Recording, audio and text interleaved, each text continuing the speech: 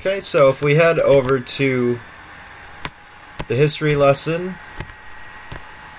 in our virtual School of Natural and Social Sciences, today the lesson is Ancient Athens. And if you want, you can take a moment to check out the different pictures that are on the walls.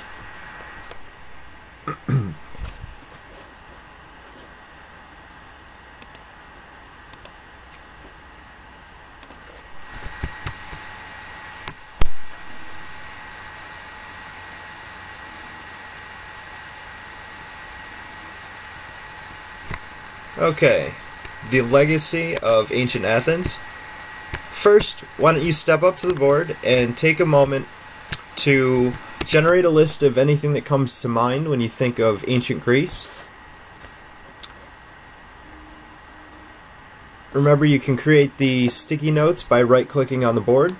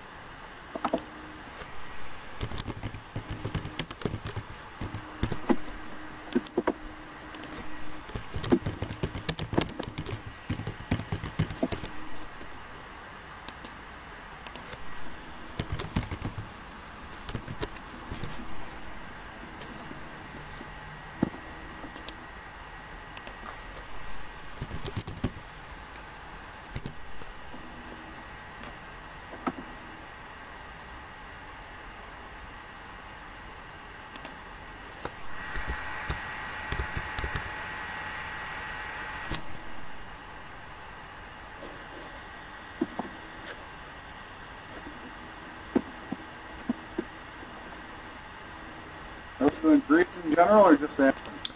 We're primarily focused on the legacy of Athens, with a particular emphasis on democracy. Fantastic.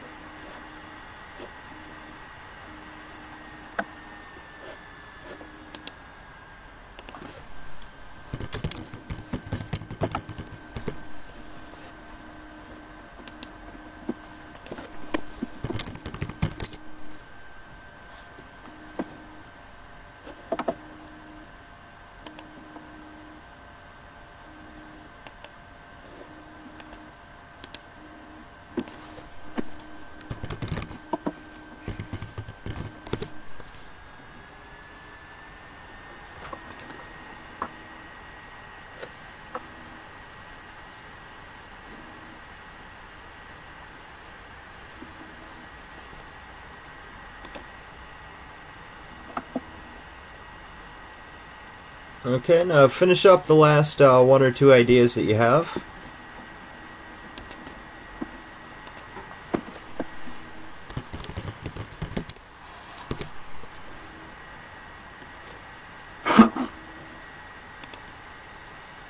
Alright. Okay, and let's see what we have.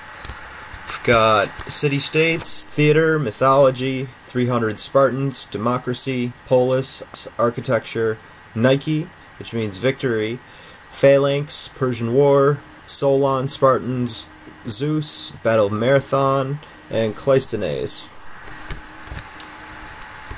Okay. Nice one. Let's get into our map. And actually, I think I have a better one in here. There we go. Alright. Athens is located on the Aegean Sea. Athens was one of the most prominent city-states in ancient Greece, the home to philosophy and democracy. One of the things to point out with Athens is they were lucky and they had very good farmland as opposed to Sparta. So this just gives you an idea of the geographical location of Athens. Then you have Macedon, where Alexander the Great was from, Kingdom of Thrace, and the Persian Empire. No. Okay. There we go. Okay. Polis. Polis means state. The plural is polis. They were Greek city-states. A polis encompassed a city and its surrounding lands. Athens started as a citadel on a hill after the Greek Dark Age. Because it was located on a hill, city-states like Athens were easily defended. And there were actually hundreds of polis in Greece. So Greece at this time was not one unified nation.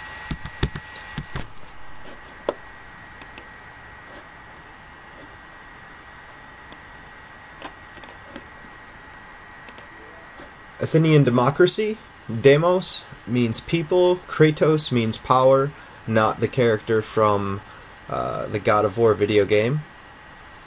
Key figure in democracy was Cleisthenes. The format of the government, you had the ecclesia, or assembly, the most powerful. Ecclesia was free to debate, held power of the purse. You had to be a male, free citizen in order to be a part of it, and they could choose the agenda of the government. This made Athens a full democracy. The structure was an assembly, a council of 500, and the courts.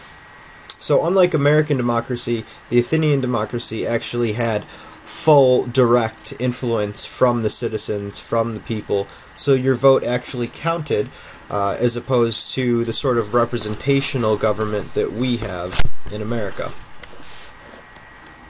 So instead of having electors in an electoral college elect a president, you actually got to vote directly for people into office.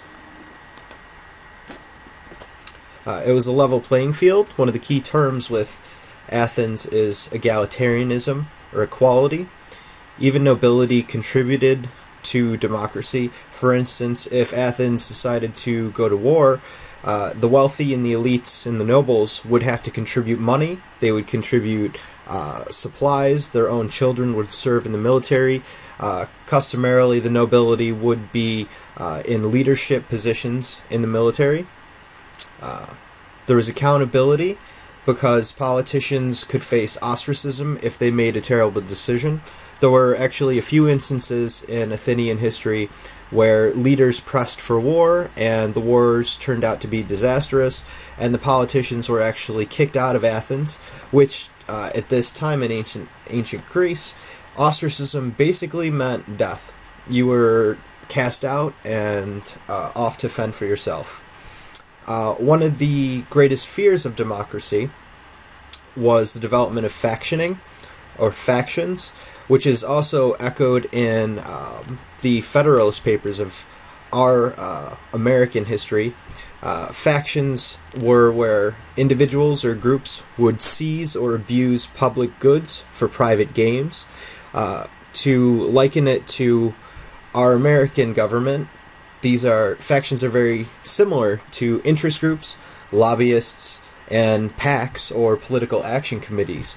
These small groups of usually elites who are more interested in using the public goods, tax dollars, and whatnot for their own private benefit and not for the public good. Okay, a comparison of Athens and Sparta. Sparta and Athens were the two most prominent of the Greek polis. Athens was democratic, greater concern for philosophy and democratic citizenship, and a good amount of arable land. Sparta, on the other hand, was a military monarchy. They're focused on the state and the military, and they had limited arable land. For instance, the limits on arable land in Sparta actually resulted in them conquering nearby peoples who ended up being called the Helots, and they kept the Helots as slaves in Sparta. So in order to keep these slaves, who far outnumbered the Spartan citizens, and if they rebelled they could overthrow Sparta, in order to keep the slaves and the helots down, they needed to form this militarized government, this military monarchy, a government focused on a strong military, in order to keep them down and to avoid insurrections. Interesting to note about Sparta is they would actually have a holiday once per year where they would slaughter helots for fun. As Dr. Ederer has coined it, he often referred to Sparta as being the proto-Nazis of ancient Greece, in fact. So you see there's huge differences between Athens and Sparta. Athens more democratic. It's not based upon a standing army. It's not based upon a military government focused on subjugation of slaves. Okay, next discussion. Take a moment to think about Athenian democracy in the context of the election that just passed. In your opinion, how do you think the Athenians would view our political system? Do you want us to just talk about it now? Or Oh, sure, you can talk about it, and then I'll have you do... We'll talk about the first prompt, and for the second one, I'll have you do post-its. okay. And I like how you related the sectioning to what the federal papers talk about. Every system that we are falling prey to nowadays, and how it's just one party or the other. It can't be. It really can't be a third party nowadays.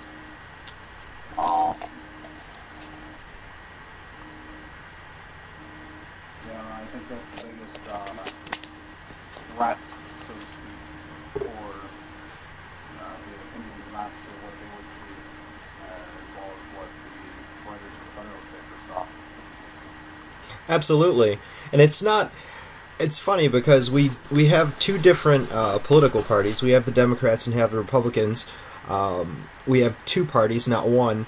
But so many people look at that as just being one kind of faction. The Democrats and Republicans, although they differ largely and very explicitly on some major issues, because they hold such a tight stranglehold on politics, a third-party candidate can't win. So it's kind of like you have this small faction controlling the government. The only presidential candidate who's really come close to even getting into office would be Ross Perot. That's the only third party that was able to gain enough percentage of votes to even get government funding after that election was over. Didn't Teddy Roosevelt win the nomination through the Bull Moose Party? Teddy Roosevelt actually got pretty far, and that was a pretty contested and divided election, as I recall vaguely. There were 4 key candidates, including Teddy in that one, and he was able to get a sizable number of electoral votes in that election. Yeah, I wasn't sure if he had won that one or not. No, he ultimately didn't win that election, but it was a landmark election because he ran on that Bull Moose Party platform and was able to actually capture quite a few electoral votes. So how do you think the Athenians would view our political system then, given that it seems that we have a great deal of factioning going on? It seems like it would go completely against democracy and they would be against it. And I also like how they, for instance, with the war, one of the leaders was, when the war failed, essentially, they were ostracized or kicked out. And, it takes me back to years ago, unfortunately, all around, not to get too heavily into politics, but a lot of popular opinion was that war was personally motivated rather than politically. And because we're kids, and we failed which most consider the mission they long since be ostracized like that. But because of that, it's kind of weird or something like that. Oh, definitely. And punishment could also take the form of economic sanctions. You could be fined. You would definitely lose your credibility within government. And exactly, I think with regard to Bush, how I once put it was that if the Athenians went into Persia and there were no weapons of mass destruction, then the leader that pushed for that invasion would be held accountable in a way that Bush was not held accountable whatsoever as far as the so-called weapons of mass destruction in Iraq. Yeah, and I also like how the rich and the wealthy, the prominent socialites, so to speak, would not only be responsible for funding it, but would be military leaders, have their families fight in the military rather than sending off the poor. Oh, absolutely. They took part in it. I mean, when they were voting for war, and that's something that's really unique about true democracy, as you can see in Athens versus American democracy. I mean, they sort of they put their money where their mouth was. These elites, these wealthy nobles in politics, you know, when they were voting for war, they knew what the cost was. They were close to the cost because they helped bear the cost of democracy. They helped bear the cost of freedom and liberty and all the things that we claim to sort of uphold and stand for in America. You know, they were directly a part of it. I mean, these people would go over and be military leaders. It would come out of the pockets of the elites. They would contribute a great deal to supplies, weapons, armor, all that. I mean, their children, their sons would be fighting in the war, fighting and dying in the war too. So they weren't insulated in the way that American politicians are. Absolutely. I think that's the best way to go about democracy rather than what we have. Absolutely. And it's really interesting too when you're studying ancient Greece to compare Athens to Sparta. I mean, with the 300 film and sort of the modern perception of Spartans, we tend to think of them as being, you know, these very honorable warrior peoples, when in fact they were pretty horrible when it came to the subjugation of other people, slavery. The various oligarchies they set up, and how at one point they had pretty much complete control over the entire region. Absolutely. I appreciate their style in one hand, at the same time, it also is, what's the word I'm looking for? Just very violent, and obviously not of the people, only of the select few. Oh, definitely. And the Athenians and Spartans had many, many wars with each other. We tend to focus on Greece sort of, kind of, uniting mutually to fight the Persians during the Persian Wars, but the Spartans and Athenians were at each other's throats pretty consistently, resulting even to poisoning each other's water supplies with corpses and using biological warfare on each other.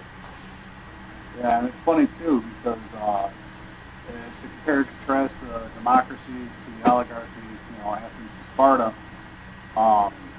Spartans were very set in their traditional ways, especially with fighting for the phalanx and all that, whereas the Athenians, because of democracy, because of their openness to the people, were able to advance more technologically.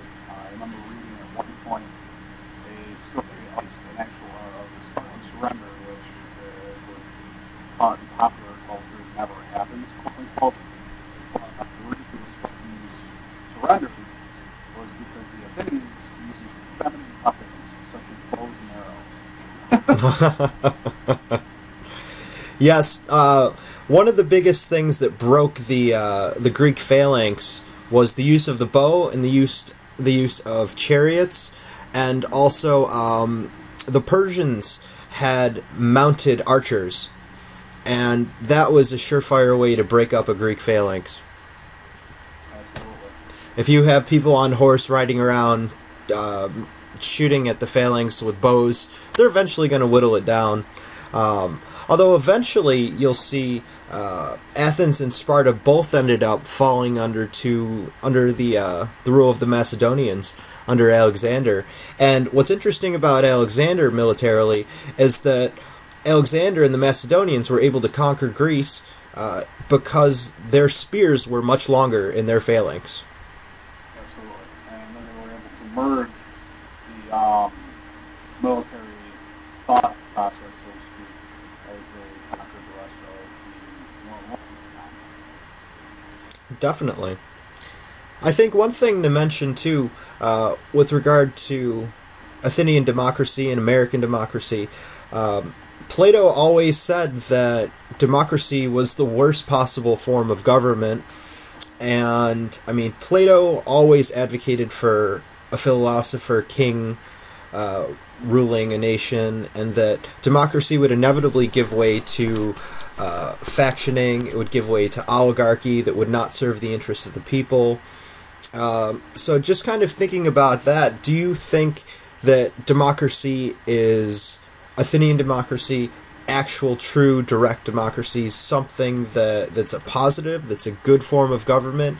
Or do you think that Americans were actually kind of clever in the way they developed a more representational republic style of government that sort of limits the ability of the public to mess it up, but at the same time it kind of has that caveat of creating factions that control the government that are immovable? And that's where it gets tricky, because I understand where Plato comes from with, and not necessarily the philosopher thinking, but the educated, and that obviously rolls into American version of democracy with more representative republic. Because, you know, on one hand you don't want the average Joe Schmo who's uneducated, who's just going purely off of passion rather than off of intellect, you know, taking control of it. But at the same time, when you put the wealthy or the elite solely at power, as we want to avoid, and what we're dealing with, you know, with recent Occupy movements, etc., the people do not feel like they're heard, especially with the faction and the two-party system that we have, because it's got to be one way or the other. It can't be a mixture of both or neither. Do you think that we do, kind of stepping out of the role of a demonstration lesson here, do you think that we do a disservice to students by overemphasizing the idea that America's a democracy? Do you think that it's a disservice to kind of emphasize that when perhaps we should be pointing out that we're much more like the Republic of Rome? Do you think that it's somehow unfair that we're constantly pushing this idea of democracy when in actual practice it's very limited? Oh, absolutely. Yeah, that was one of the big things that kind of hit me when I first started going to college, was the fact that we really are not a democracy. We are more like the Republic of Rome, and there's been many books and papers published comparing and contrasting the two. And the problem with that is the average person truly believes they have a say. You know, like for instance with the most recent presidential election, there were many debates with freshmen, particularly at Ball State, that were saying, well, what's the point? They're just learning about the Electoral College. They're really learning that they only have a vote for a representative to vote for the president, and that they really have no technical say in who's going to be the president. And trying to encourage people to vote once they find out information like that, and to exercise that right and that privilege that they do have, is a very difficult thing to do, especially when states like New York have historically gone one way or south. You know, New York being obviously Democratic, and our electorals have voted in that fashion for, well, as long as we've really kept track, I believe. Oh, definitely. I mean, it is kind of a sobering, bracing realization to come to when you realize, wow, America's democratic in certain ways, but it's not really a true democracy. And, you know, the extent to which we limit how ordinary people can influence the government. I mean, I think it's a good thing because, I mean, you wouldn't want the wackos, the crazies out there that we have in this country. I mean, on NPR the other day, they were talking about this this company, this sort of group, this business called Holy Smoke, where people can take the cremated ashes of their loved ones and load them into pistol and rifle rounds, and they can actually shoot their loved ones out of guns. Obviously, for people that were like hunting or gun enthusiasts, and it just boggles my mind. And to think of these people, or people like the Westboro Baptist Church, or them exactly, the radicals in this country, Michigan Militia, and all these sorts of groups. I mean, would you really want them to have direct say in your government? Exactly, and that's it. That's the catch-22, so to speak, with it. Whereas if we open it up to every Joe Schmo, every radical, and really every nut job in the country, there's no telling where we'll end up. It'll more than likely turn into an anarchist state. But then again, the politics we have in place, we do have just the two-party system, and where that doesn't seem like it's going to be changing anytime soon. You look at the Senate and Congress and issues with them previous to this presidential election, where the Republicans will do everything they can to filibuster or block anything and everything that Barack Obama is doing, because Mm-hmm. for the country, not because it was good for the little man, because they wanted to represent those. Absolutely. And I mean, I think the idea of filibusters in general is preposterous. That you should be able to legally stall government as long as you want, as long as they don't put together, a cloture to break the filibuster, which is a process unto itself. Exactly. It's absolutely preposterous, as you said.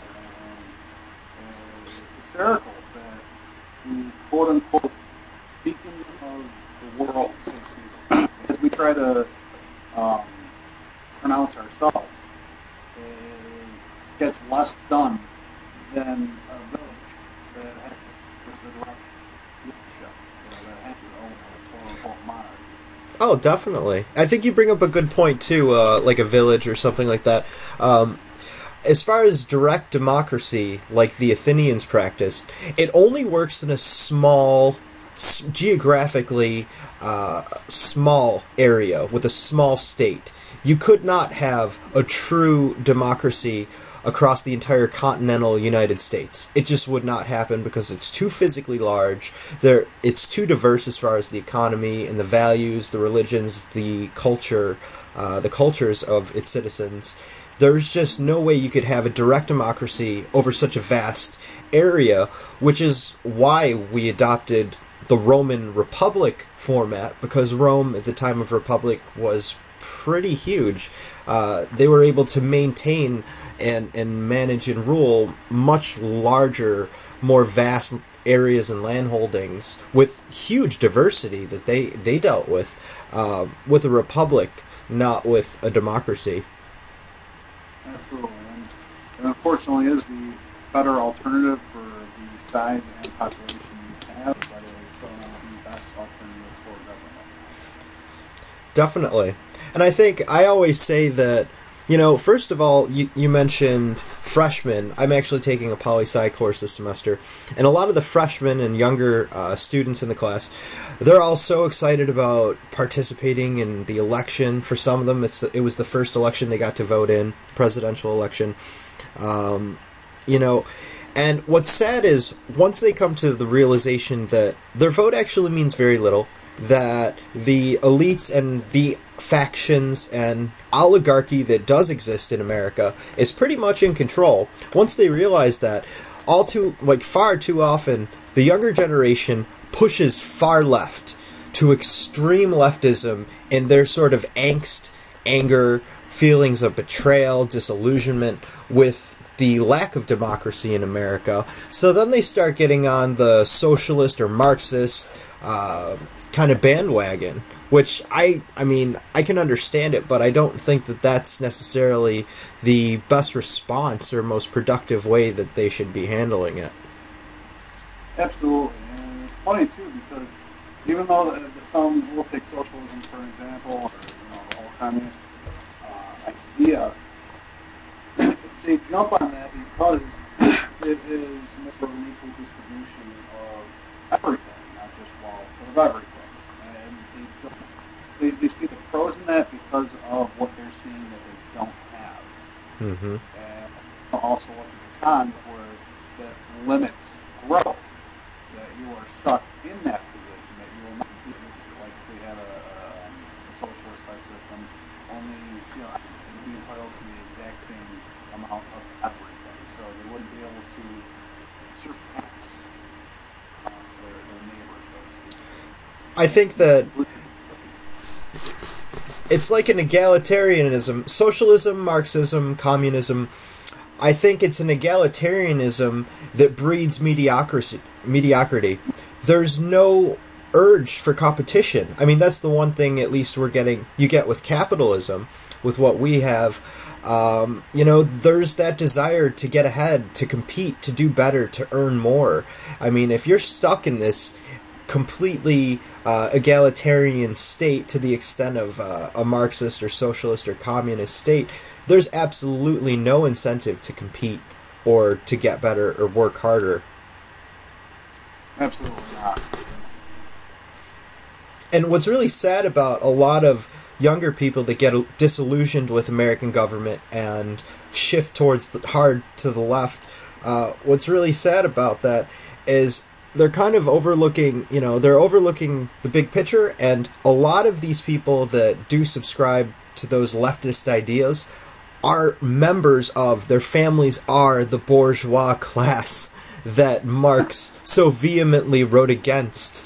I mean, they are. A lot of them are trust fund kids. A lot of them are people that are relatively sheltered and, taken care of. So they don't fully understand, I think, the socioeconomic concerns that need to be addressed when you talk about politics. You talk about American democracy or Athenian democracy, or you talk about leftist ideals.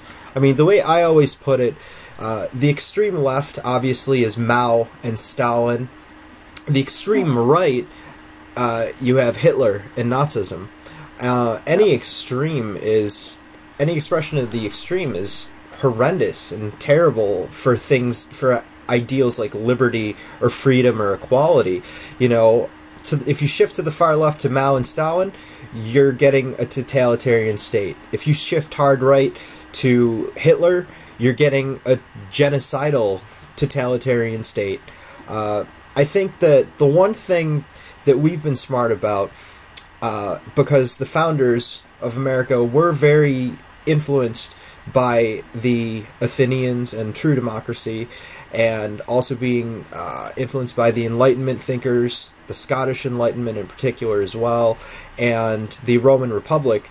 I think that they've done a good job of finding a middle ground, but at times we do shift hard to the left and we do shift to the right. But, I mean, the best I think you can hope for is that it balances out in the end. Yeah, I completely agree with that. I mean, I like my stuff. I love my stuff. Don't take my stuff. I don't want to be a Marxist. I like my laptop. I like my Xbox. I like my giant HD TV for movies. I like owning things. Mm-hmm. I like being able to purchase bigger things than my friend. Yep. Well, all right. I think that that about does it for our lesson on ancient Athens. We definitely went into some kind of higher thinking than I think a high school class would get into. One would hope that they would be this interested in ancient Athens and democracy and be able to make connections. I think what's good is we kind of made connections not only with ancient Athens, but then we got into Sparta, we got into politics, and we kind of transcended just focusing on ancient Greece. Absolutely, it was definitely a great conversation. Alright, I'm going to stop this recording.